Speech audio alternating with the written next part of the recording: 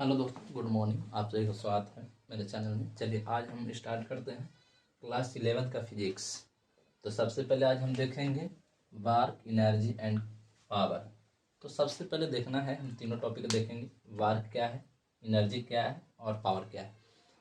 एक चीज़ बता दें, वार्क तभी होगा, काम तभी होगा जब एनर्जी होगा। एनर्जी का मतलब पावर होगा। तो इस तरह से समझना है कि कई कोई बोलते हैं कि वार्क कब होता है, काम कब होता है। तो काम सबसे पहले होता है, ध्यान दीजिएगा। और बोलेगा कि वार्क बराबर क्या होता है, तो वार्क बराबर होता है फोर्स गुने डिस्प्लेसमेंट। फोर्स मतलब, फोर्स का मतलब होता है बल। क्या होता है? बल। और यस यानी डिस्प्लेसमेंट का मतलब क्या होता है? विस्थापन। और समझना है कि काम यानी वार्क मतलब काम, काम तभी होता है जब डिस्प्लेसमेंट होता है। डिस्प्लेसमेंट मतलब विस्थापन होता है। विस्थापन का मतलब जैसे कोई वस्तु यहाँ है और कोई वस्तु यहाँ है, यहाँ से उठा के यहाँ लावल गया। तो मान लिए कि कोई वस्तु है 5 kg का और इसको यहाँ लावल गया है। तो यहाँ पर समझना है कि वस्तु को उठा के यहाँ लाया गया है, तो यहाँ पे यहाँ की दूरी को डिस्प्लेसमेंट यानी विस्थापन हुआ। विस्थापन हुआ और जब विस्थापन होगा तो फोर्स लगेगा। बिना फोर्स के कोई डिस्प्लेसमेंट तो होता नहीं। जैसे कोई वस्तु है, ये वस्तु ऐसा है, इसमें हम फोर्स लगाएंगे, तो फोर्स लगाएंगे, बल लगाएंगे, तभी ना डिस्प्लेसमेंट होगा। तो जब डिस्प्लेसमेंट होगा तो एक प्रकार क्या हुआ? कार्य हुआ। कार्य होने का मतलब जब वस्तु में विस्थापन होगा, यानी एक वस्तु यहाँ से वहाँ होगा, तो समझ जाइए कि वहाँ पर कार्य किया गया है, अन्यथा नहीं किया गया है। और दूसरा कंडीशन है, कार्य तभी होता है जब वो वस्तु में फोर्स लगता है। बिना फोर्स का कार्य नहीं होता है। तो समझिए सबसे पहले, तो इस वजह से वर्क बराबर जो हो जाएगा फोर्स इनटू डिस्प्लेसमेंट, यानी कि फोर्स में वेक्टर इसी लगता है क्योंकि सदिश है। बल कौन सी राशि है? सदिश। और डिस्प्लेसमेंट भी क्या है? सदिश से है। समझिए, तो इस सदिश है। कार्य कौन सी राशि है? कार्य सदिश है। सॉरी सॉरी सॉरी, अदिश है, अदिश है।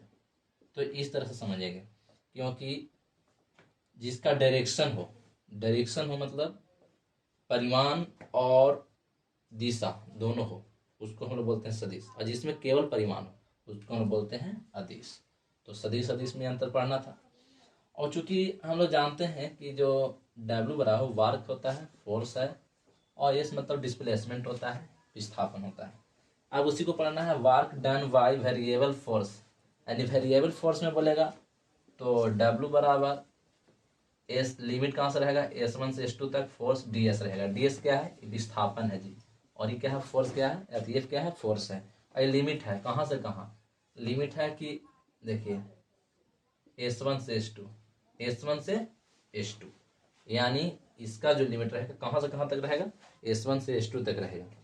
और डिस्प्लेसमेंट दिया रहेगा मान के 5 मीटर, तो 5 मीटर डिस्प्लेसमेंट हुआ। फोर्स मैंने कितना बल उसको लगा के उठा के ले जा रहे हैं उसको होगा। तो इस वजह से यहाँ समझना है वेरिएबल फोर्स। फिर काइनेटिक एनर्जी। काइनेटिक एनर्जी मतलब होता है गतिज ऊर्जा। काइनेटिक एनर्जी को हम लोग के से सूचित करते हैं 1/2mv², जहाँ एम क्या है? एम द्रव्यमान है, मास, और भी क्या है? वेलोसिटी है, वेलोसिटी है। तो वेलोसिटी रहेगा, मास रहेगा। और आपको निकालना है कि काइनेटिक एनर्जी वाला क्या होता है, तो 1/2mv² होता है। और इसी को काइनेटिक एनर्जी वाला ये भी लिख सकते हैं क्योंकि इसी का फार्मूला निकाला गया है। देखिए कैसे निकाला गया।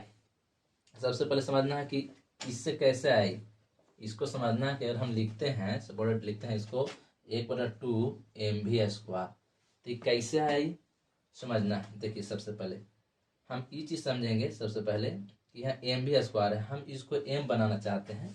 तो m बनाना चाहते हैं, m² बनाना चाहते हैं, तो m² बनाना चाहते हैं तो नीचे m एगो देंगे, तभी तो m² बनेगा।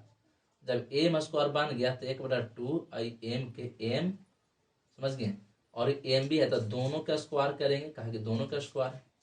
तो इस तरह से 1/2m और m भी यानी संवेग बराबर है ना, मोमेंटम बराबर संवेग p बराबर m भी होता है। तो जब p बराबर m भी होता है, मास गुने विस्थापन होता है, मास गुने वेलोसिटी होता है, तो मास गुने वेलोसिटी बराबर क्या होता है? मोमेंटम यानी संवेग।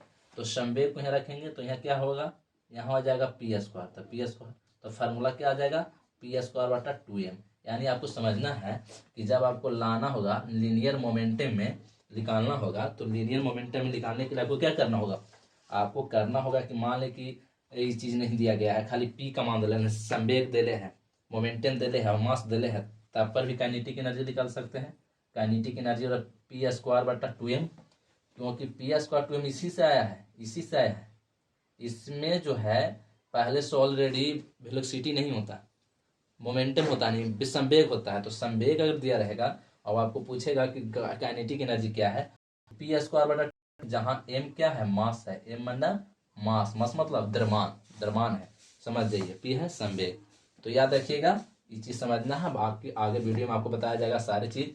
चलिए आगे है ग्रेविटेशनल पोटेंशियल एनर्जी क्या है, यानी ग्रेविटेशनल मतलब आप समझिए स्थिति काइनेटिक, एक गतिज ऊर्जा होता है, एक स्थितिज ऊर्जा होता है। तो पोटेंशियल एनर्जी mgh होता है, जहाँ m क्या है, m आपका है से द्रव्यमान है, g क्या है, हाइट है, हाइट मतलब ऊंचाई, और आपका h क्या है, हाइट है, और m क्या है, द्रव्यमान है, और g मतलब गुरुत्वीय त्वरण, यानी acceleration due to gravity, acceleration due to gravity, जिसका मान कितना होता है, 9.8 न्यूटन, हमेशा 9.8 न्यूटन का फोर्स लगता है। तो ये चीज समझिए। फिर हम पढ़ेंगे एक्सप्लेंट प्लांट एनर्जी, पढ़ेंगे ईपीएम, यानी इसको बोलते हैं 1/2 के एक्स स्क्वायर, जहाँ स्प्रिंग, जैसे स्प्रिंग को टानते हैं और टान के छोड़ते हैं तो वहां पे कितना लगा एनर्जी, इस वजह से स्प्रिंग है कांस्टेंट, के क्या है, स्प्रिंग कांस्टेंट, हमेशा उतना बल रखता है, और एक्स क्या है, एक्सप्रेशन है। तो इस तरह से समझना है, तो इसके लिए भी है।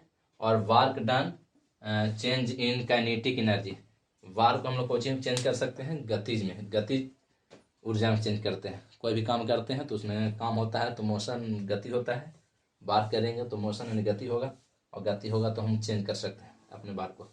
बाकी और सारे हैं, सब चीज़ बताया जाएगा। Thank you.